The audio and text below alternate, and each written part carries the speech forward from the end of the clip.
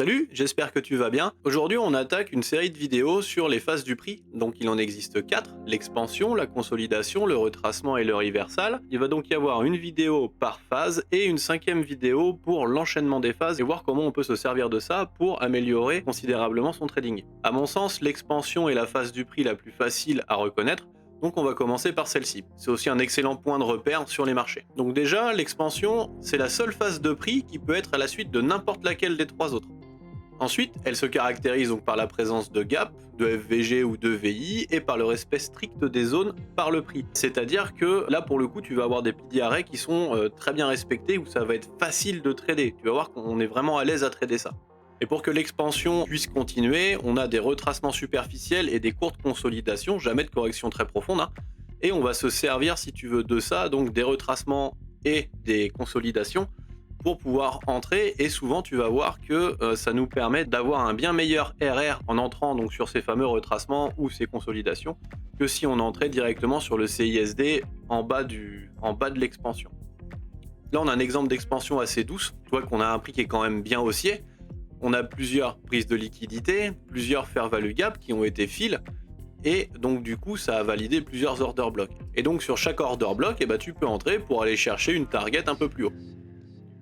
On va regarder quelques exemples sur les graphiques et voir comment on peut trader ça, de quelle manière trader ça, comment on peut déterminer une target et surtout comment maximiser un peu les gains avec ça. Donc pour ce premier exemple, on est sur le Nasdaq en 1 heure. Donc tu vois, c'était le mardi 6 janvier 2026. On est le 12 quand j'enregistre cette vidéo. On va utiliser un petit peu la même chose que pour le biais daily. C'est-à-dire qu'on va utiliser la clôture de bougie. Donc là, tu vois que la bougie, cette bougie-là, a clôturé à l'intérieur de la bougie précédente. Donc on peut s'attendre donc à une hausse. Donc on va avoir comme premier objectif ce high, bien sûr, mais aussi celui-là, un peu plus tard. Puisque tu vois, on a quand même clôturé au-dessus de cette grande bougie-là. Donc on peut s'attendre à une hausse. Celui-ci est déjà pris et il y a aussi ici. Tu vois, donc là, on a quand même pas mal de liquidité juste au-dessus. On va conserver ces traits-là et on va aller voir un petit peu ce qui se passe en 5 minutes. Donc en 5 minutes, pour que la hausse soit valide, on doit clôturer au-dessus de ce niveau pour avoir notre CISD. Alors allons-y. Donc là, on clôture bien au-dessus du CISD. On peut se dire qu'on peut prendre une position comme ça. Toc. Et aller chercher le troisième niveau si on veut, quoi. Donc tu vois, ça nous fait du 1R. Et maintenant, si on continue un petit peu et qu'on attend, si tu veux, le démarrage, d'avoir un autre signal dans l'expansion, on va voir ce que ça nous donne. Donc là, on prend ce high là, ok, pas de souci, mais on a encore les deux à venir chercher au-dessus. Voyons voir.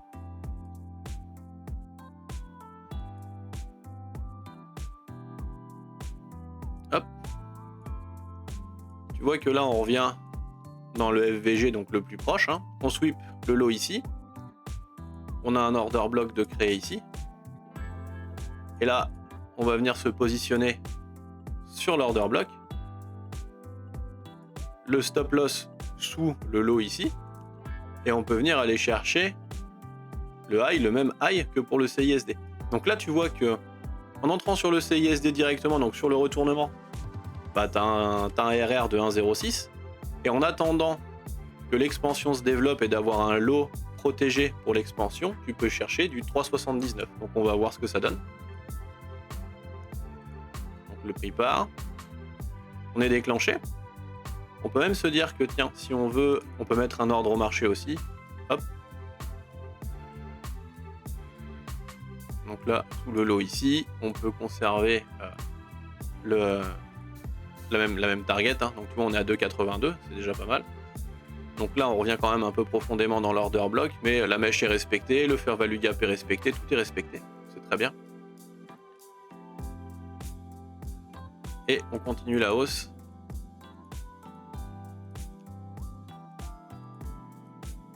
Voilà, et on est TP.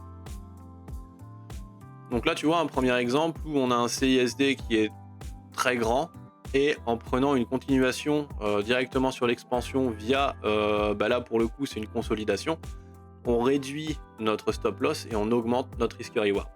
On va voir ça sur un autre exemple. Donc nous voilà sur le deuxième exemple, on est sur le Dow Jones le 7 novembre 2025.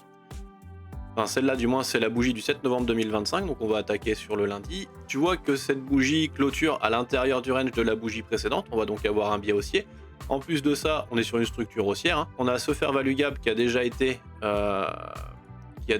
fill une fois, et en plus de ça, on sweep ce lot. Donc là, on peut vraiment s'attendre à une structure haussière. L'objectif de cette structure, ça va être ce swing high.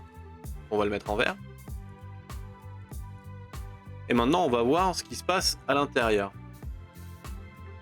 Donc quand on est en H1, on voit qu'on a le CISD qui se trouve ici.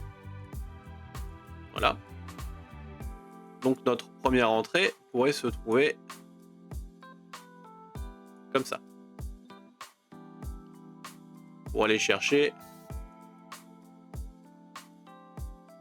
le swing high daily, donc le haut de la structure. Voyons voir ce que ça donne. Alors là, si on zoome un peu, en gros ici, on aurait éventuellement une entrée là, on est à 9 h le matin. Pourquoi pas, hein, c'est jouable. Mais j'ai pas tellement confiance en fait en ce genre de petite consolidation, c'est à mon sens un peu trop petit. J'aime bien avoir quand même un petit peu de mouvement. On attend un peu, là pour le coup voilà, on se fait liquider ici, donc on est arrivé sur New York. Et là par contre, on a donc le sweep de Londres. On revient dans ce FVG avec le VI et tout. Hop. Nouvel order block, comme ça. On peut tenter une entrée, donc soit en ordre limite, moi je préfère, soit directement au marché. Donc là avec un ordre limite on est à 3,93, c'est bien, 3,05 au marché, donc c'est déjà très très bien. On peut entrer au marché si on veut. Moi je vais rester sur comme j'ai l'habitude de faire, donc en ordre limite. On va voir. A priori l'ordre limite n'est pas fill, mais bon, si tu entres au marché, du coup c'est bon. On consolide à nouveau. On vient dans le FVG. On valide un nouvel order block à midi. Donc une nouvelle entrée ici, dans l'expansion. Toujours même objectif. Tout là-haut. Et là, on a un RR de 12,11. Ah, ça commence à causer. On va voir ce que ça donne. Donc là, on est fill de cette façon. Donc c'est pareil, tu peux aussi entrer au marché. Hein. Il n'y a pas de problème, c'est juste. Et puis alors là, apparemment, ça a l'air de vouloir... Ouais. Donc là, ça décale quand même assez fort. On va peut-être avoir une nouvelle entrée tout près du haut. Alors, entrée ici à l'achat, c'est pas déconnant. Hein. Si on a suffisamment de marge pour aller chercher du RR, il n'y a pas de souci. Hein. Tant qu'on est dans l'expansion. Si on n'est plus en expansion, là, ça devient critique. Donc là, tu vois qu'on a un genre de consolidation ascendant. Donc ça, c'est quelque chose... Je suis pas un gros fan de ce genre de mouvement. Soit je veux que ça descende, vraiment, de cette façon-là, doucement, pour ensuite repartir à l'eau. Soit je veux que ça reste à l'horizontale, mais je veux pas que ça monte comme ça tout tranquillement. Je rentre pas là-dessus.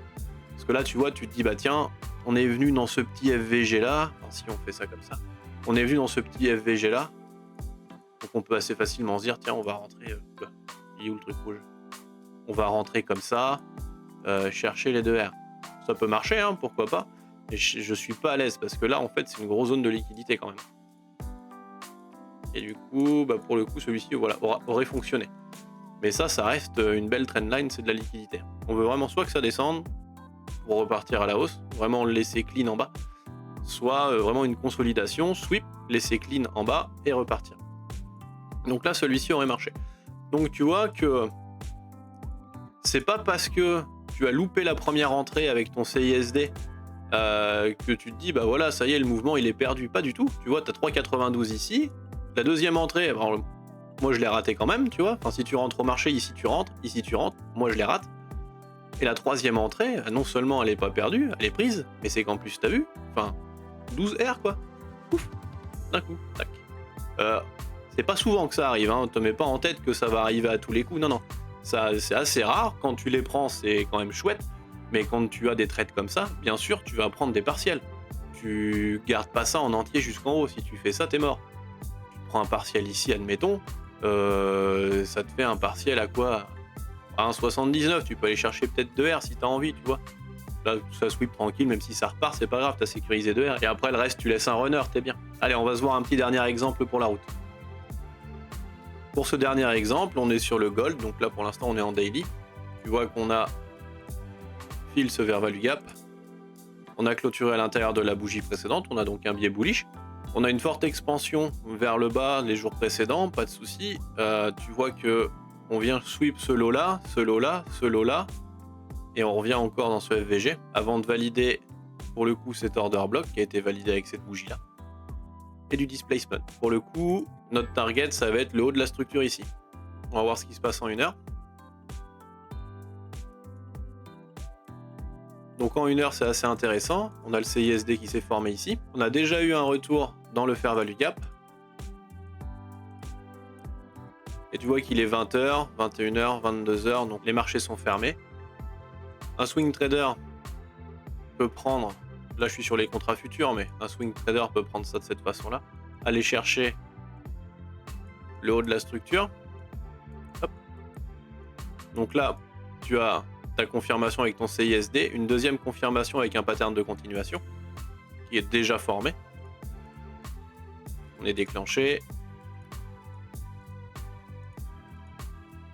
Et là, ce qu'on va attendre, donc pour ceux qui veulent rentrer un petit peu plus tard, c'est toujours possible. On revient quand même dans ce FVG là.